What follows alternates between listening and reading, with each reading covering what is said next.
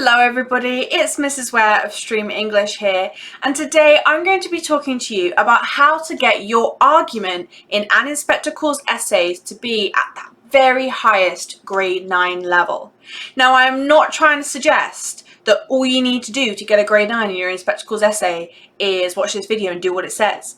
Because ultimately in English, it's pretty easy to say what you need to do. It's much harder to actually do it. So you might find that if you are struggling with the key skills that I keep saying you need to demonstrate in order to get the grade 9 argument, you might find you also need to watch some of my other videos as well to get help there. So make sure you keep an eye out for if I mention any particular skills and you think, oh, I don't know how good I am at that. Make sure you have a look at my other videos so you can get some more help too. Let's do this. The first thing we have to ask ourselves is, what do we mean by an argument?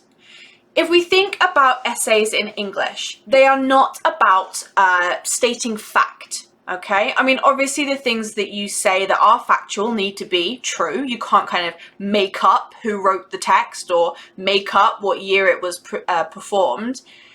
But ultimately what essays are about is exploring the ideas in a text. And the argument of your essay is your idea about that text. Now, of course, the idea that you're going to be talking about is centered around a specific question that you've been asked, whether that be a question on character, like how is Sheila presented, or a question on theme, like how does Priestley explore the theme of social responsibility. Essentially, the examiner is asking you, what are your ideas on this topic? Because there's no set one answer, there's lots of different ways of exploring it. So you're looking to narrow down to the path you want to look at and explore that. Now, what I mean by there being multiple different paths, let's say we take the character of Sheila. If you had a question that was just, how is Sheila presented? There are a few different things you could look at. You could look at Sheila as being the younger generation and how her development is a symbol of how the younger generation are able to change while the older generation are stuck in their ways. You could look at the kind of gender and feminist angle and her as a middle-class woman and how she is limited by the sexism of the time, but also how her class gives her a certain kind of level of opportunity or freedom or whatever, however you want to word it, that the likes of Eva as a working class woman does not get. You could also look at Sheila in the sense of being a symbol for British society as a whole and the progress that British society has made between 1912 to what year was the play performed? It was like 1945, wasn't it? I should probably get my facts right there. But in that sort of, 20 odd years, 20 plus years between when the play is set and the play is performed, how society has progressed, and they can see that in how Sheila progresses. If we go back again to feminism and gender, we could see how Sheila is perhaps representative of first wave feminism and the kind of change that women were going through from being very much under the yoke of the patriarchy to becoming much more independent and fighting for what they want. There's loads of different angles there, and we haven't even covered all the ones we could talk about. And when you're trying to write an Inspector Calls essay, you're not going to be able to cover all of those. That's way too much to talk about in 40 to 50 minutes. So your argument is not just about your idea in answer to the question, but also of all the potential things you could talk about to do with this question, what's the kind of path that you've decided to go down? Some teachers refer to this as the line of inquiry. You are looking at one thing and you're investigating that one thing. And that is what's going to help make your essay really tight and focused. So basically, in that sense, what this video is doing is giving you that guidance on how can you make sure that that idea you choose to focus on, that path you choose to investigate in your essays, how can you make sure that it's a high quality idea to be going for? So let's have a look then at how all the different exam boards define a high quality argument. What I've got here are the descriptions from the very highest level of the mark scheme for the Inspectacles question for maybe not all of the exam boards, but I feel like I've got a pretty darn good spread covered here. So OCR say that your high-level argument would show a perceptive and sensitive understanding of context and how it informs evaluation of the text. AQA say that you have a critical, exploratory, conceptualized response to task and whole text.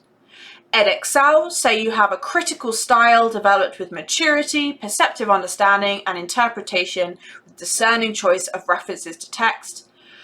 WJEC have like a ridiculously long sentence that I will just read the first sentence of. Evaluate characters, relationships, and attitudes/motives. CEA, evaluative response, sustained argument. WJEC could learn a thing or two from CEA. And then Cambridge International sustains a critical understanding of the text, showing individuality and insight, sustains personal and evaluative engagement with tasks and text. So I just read a whole bunch of stuff there that's probably got you thinking, kind of, to be honest, what some English teachers think when they read mark schemes, of just, what does all that mean? It kind of feels like you're on The Apprentice and there's people talking about like the synergy and dynamism of their collective solitude. And you're like, sure.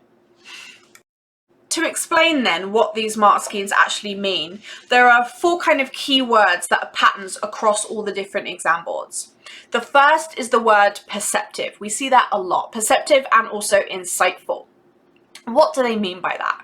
Well, to be perceptive and insightful is an incredibly elusive thing, quite difficult to do. But it essentially means that you are looking at the text in a way that others aren't. You're looking at things on a much kind of deeper, more complex level than others do. For example, if you've got a classroom of 30 people and 29 of them are very cleverly pointing out that Eric likes to drink, that's not very perceptive. It's fairly obvious in the play. Everybody's saying it. But you've then got that one person in the room who's being like, Eric likes to drink as a means of trying to cope with his difficult relationship with his father.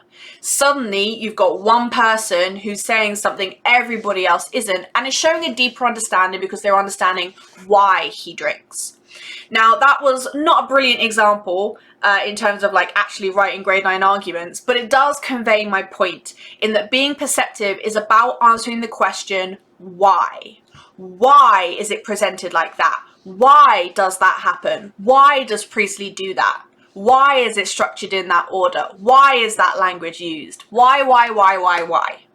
So in general, a kind of nice little clue that you're along the right lines in terms of having a perceptive argument is that you're constantly saying things like because of the wonderful things he does. I'm sorry, Winnie the Pooh reference, couldn't help myself. And also, if you're saying things like, this is significant because, this is important because, Priestley does this because, that also links to our second word that comes up really commonly across these explanations of a high argument, and that is the word evaluation. Evaluation is when you are not just saying something is something, but you are exploring the extent to which something happens. So rather than just being like, oh yeah, I 100% know, there is no question, the way Eric behaves is 100% only because he's a man. Fine. However, if you were evaluating, you would judge all the different possible reasons it could be, and then try to explore which you feel is the most significant. So maybe Eric behaves the way he does because of his relationship with his father, because of his struggles to fit into gender expectations of masculinity, because he feels powerless in his own life and therefore needs to take power from others as a way of kind of feeling that power, because of his struggles with alcohol, like because of his middle-class upbringing, making him feel like he can take others for granted. And you kind of judge, like, it could be this, it could be this, it could be this, it could be this, rather than just saying, it is this, and it's nothing else, I'm done. So you want to make sure that you are evaluating because you're looking at, could be this, could be this, could be this. And I'm going to go in more detail in a second on how you can do that as well. Our third most common word that we're seeing, it varies in how exactly it's said from exam board to exam board, but basically they're looking to see that you're exploring the text, you're going into a lot of detail. And basically what they mean by that is you're not just talking about one chunk of the text. One of the best ways to be going for that grade 9 argument, especially with an inspector calls, is tracking characters and themes across the play. Because if you can tell me what Mr. Burling is like at the very beginning of the play before the inspector arrives, and then you can tell me what Mr. Burling is like when the inspector is there, and then you can tell me, is he the same or is he different? And then you can tell me why Priestley has made him the same or made him different. Suddenly you are looking at the play in way more detail and depth than somebody who just looked at Mr. Burling right at the very beginning before the inspector arrived. So when you're looking at your inspector calls argument, you want to make sure that it's drawing from across the play, not just one specific part. And again, I'm going to look in more detail at how to do that. And then finally, another common word that comes up a lot is sustain. That's probably the biggest challenge to the grade 9 argument, is that you can't just do it once. You have to be able to do everything, the perceptive, the evaluative, the exploratory. You have to be able to do it for basically the whole essay. So the challenge there is in trying to sustain. So that's basically what all the exam boards mean. Even though they've all worded it in slightly different ways, there are still 4 things that they're really looking for. They're looking for you to be perceptive, they're looking for you to evaluate, some of them have called it being critical, they are looking for you to explore, and they are looking for you to be able to do those 3 things throughout the whole essay. So next, we'll have a little bit more look at each of these words individually and how you can actually then apply that in an inspector calls essay. Now, when you've got a question on a character, you might have often been taught to kind of come up with adjectives that you could use to describe that character. For example, Sheila at the start of the play is naive. Pretty simple. I'm sure you're very familiar with doing that. However, that isn't yet perceptive because, as I explained earlier, it's not exploring the kind of deeper levels, the complexity behind her character, and it's not yet looking at the why. So there's a couple of different ways that we can push our argument from this basic level of a character is, naive and follows along with her parents to something much more perceptive. The first way is to link a character's presentation back to symbols, themes, and or context. For example, Sheila is naive because she symbolizes pre-feminism women and how they were very much under the control of the patriarchs in their lives and therefore didn't have much understanding of the world for themselves. Or Sheila is naive in order to explore the class system and how ignorant many in the middle classes are to the exploitation of the working classes. So we take our idea, Sheila is naive, and we take it from a 60 to a 100 by linking it back to the themes, the context, or the symbols. An example of the symbols would be with Mr. Burling, the fact that he symbolizes, his greedy behavior. Mr. Burling is greedy and selfish, is made much more perceptive by saying, as a symbol of capitalism, which J.B. Priestley is trying to criticize. So again, we take those adjectives we've used to describe a character and we make them more perceptive by linking back to symbols, themes, context. Easy, right? When it comes to looking at being perceptive with themes, this is a tough one with an inspector calls because, to be honest with you, an inspector calls just isn't that complex a play. However, it is still possible, again with those links to context, if you can really examine why Priestley's exploring that theme via the context and how that is kind of informing what he's doing, context of production, then you're going to be looking at something more perceptive. Similarly, if you're able to analyze how his audience are going to respond to that theme, context of reception, then you're going to be looking at something more perceptive as well. In general, though, I would say that the perceptiveness, when you're dealing with a question on theme, is going to come less from your argument and more from your analysis, because your argument might be something that just shows you clearly understand the theme, you know. So, for example, Priestley suggests that there is not enough social responsibility in 1912 British society and we need to have more of it. Perfectly sound idea, not necessarily perceptive. However, how I then proved that through analysis could become perceptive because of the detail that I go into with my analysis, how bomb my quotes are that I've picked as well, and like the range of quotes that I look at. So I would also say that a perceptive argument goes hand in hand with perceptive analysis. You want to have that detailed exploratory analysis to go with your argument, and kind of, you know, the two will marry together and make beautiful essay babies. With evaluate, sometimes the question is your best friend and really like pushes you towards that. What I mean is, if the phrasing of the question is, to what extent is, and then whatever the question is, you know, to what extent is either a victim or something like that.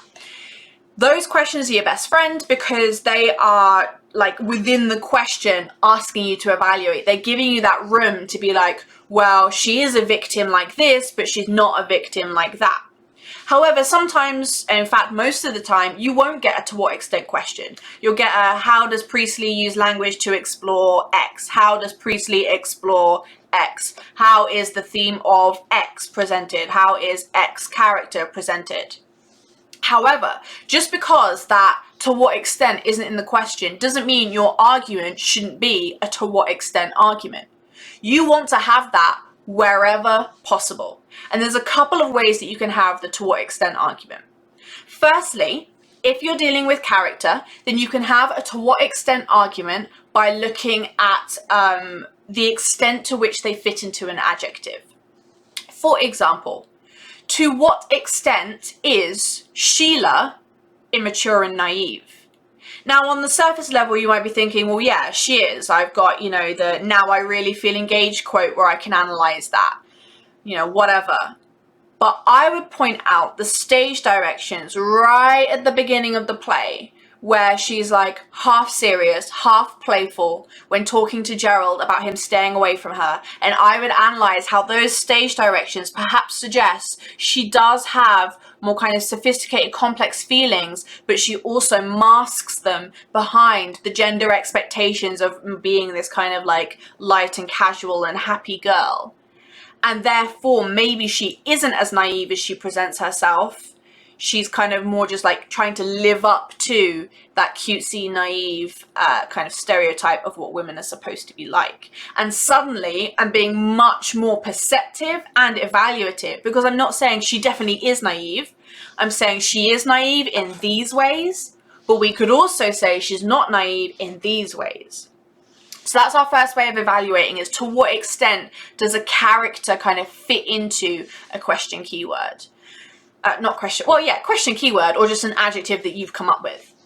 The other way that you can be evaluative is by looking at the multiple reasons for something. The multiple reasons why Priestley might have explored something, why Priestley might have presented a character a particular way, or the multiple reasons why a character might be the way that they are. So like the example I talked about earlier, with like Eric and why he, you know, behaves the way he does towards Eva. So there's a couple of different ways there, and you just want to explore, like, you know, this could be the reason, but you could also argue this is the reason, or you could also argue this is the reason as well. And that's being evaluative. So you want to make sure your argument is thinking about to what extent, you know, it's not it is this or it is that, it's the 50 shades of, I'm not going to finish that sentence. I'll let your brain do that for you. When you're trying to evaluate for a theme, it's a bit different to when you're evaluating for a character, because obviously there's no question of does this theme exist in this play? It absolutely does, that's unquestionable. But I think what you can evaluate is how significant the theme is to the play as a whole. And second of all, how important the theme is at different points of the play too. For example, we know that social responsibility is arguably like one of the most important themes in the entire play. But before the inspector arrives, social responsibility barely gets looked at, because that's kind of Priestley's point, right? This is 1912 society before they've had their eyes opened by the inspector, and therefore caring about other people is barely on their radar. If anything, it's the opposite. Caring about themselves and individualism is on their radar. And so what you're then able to do is judge how the significance of a theme changes as the text goes on. And that links to the idea of being exploratory as well, because you're kind of tracking the entire play and how a theme develops as the play goes on. Similarly, if we take something like the theme of gender, okay, gender is not necessarily like the biggest theme in the play. A lot of people talk about it a lot because of, you know, the fact that Eric is clearly dealing with toxic masculinity, and the fact that Eva and Sheila and Mrs. Burling experience a lot of sexism and all that kind of oppression, which is absolutely fine. But one of the things you can do to make your exploration of gender much more evaluative is ask yourself, what was Priestley's intention here? Is Priestley a feminist? Or is Priestley a socialist and ergo a feminist? Like, is gender the point? Or is the point equality for all, including women? And in that sense, you're starting to evaluate, because you're thinking about, on this really kind of almost sophisticated level of how significant is the theme. And yes, you might be able to argue gender is significant because socialism is significant and the equality that people need to have is significant. But on the other hand, you could argue that, you know, examining the patriarchy per se is not Priestley's point. Examining the class system is Priestley's point. And actually, one of the flaws that we see, if we think about an inspector calls through a gender lens, one of the flaws that we can see is Ava is still not getting her own voice, still not getting to fight for herself. A man in the form of the inspector has to do it for her.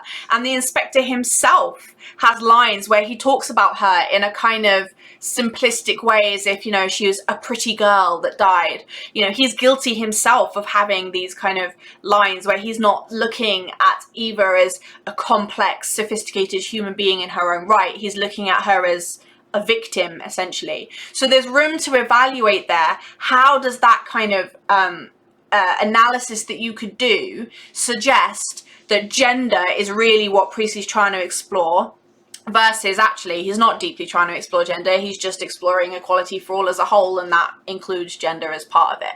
So that's where your evaluation comes in there. And just like I said before with being perceptive, notice how it's the analysis that's the key as well. There is no point having this like full mark grade 9 argument if you're then not going to have the analysis to back it up. You have to have the grade 9 analysis to back it up too. So it's the argument that gets you kind of foot in the door. It's the analysis that's going to push you all the way through the door. Explore. Explore is all about tracking. By tracking, I mean that you take the character you're looking at, or you take the theme that you're looking at, and you follow it across the course of the play. This is a really nice, easy way for how you can structure your essay too.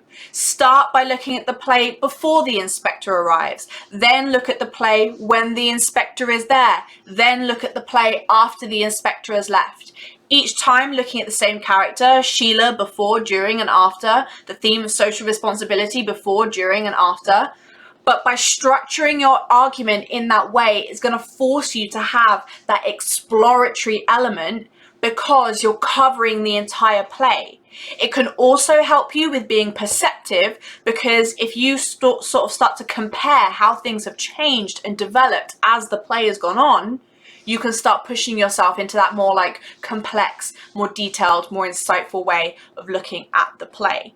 It could also help you with the sustain, because you're preparing in advance how you're going to keep this argument running throughout your entire essay. Finally, sustain. This one is a tough one because, like I've said already, like That's the skills I've been talking about are not an easy thing to keep going for a whole 50 minutes. But for the record, I totally believe in you. I totally think you can do it if you plan. If you plan.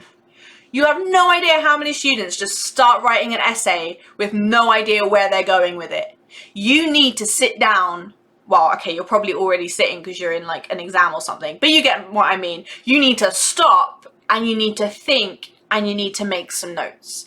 Even if it's just making notes on the three things, the perceptive, evaluative, exploratory kind of points that I've made today, and ask yourself, what's my perceptive argument? Okay, so what are my initial adjectives for how this character is presented? How am I going to make that more perceptive? By linking to themes and context. How am I going to make it exploratory? By looking at before the inspector arrives and during the inspector's investigation and after the inspector has gone. How am I going to make it evaluative? By looking at the multiple reasons why something happens, or looking at the significance or something, or whatever. Ask yourself, what is my argument and how am I going to follow that argument through? You also want to ask yourself, how am I going to prove this argument? Because I'm going to say this one more time because I cannot stress it enough. If you do not prove your argument, it does not matter if it was grade 9, you aren't going to get a grade 9. Because you have to have the analysis. You have to show you're not just pulling ideas out of your butt and hoping it sticks. You have actually thought about this and you can prove that your ideas are valid.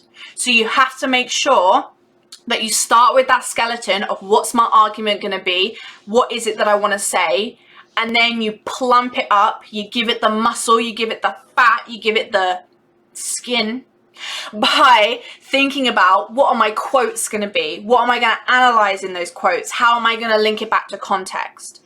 And if you want more help on the analysis side of things, then just watch like so many potential other videos for that, depending on what kind of analysis you want help with. But you know, if it's analysis in general, start with my what is analysis video and then go from there. But you need to make sure you're planning your essay and planning how you're going to go through that kind of exploratory, perceptive, evaluative idea, and make sure you see it through to the end and prove every single element of it.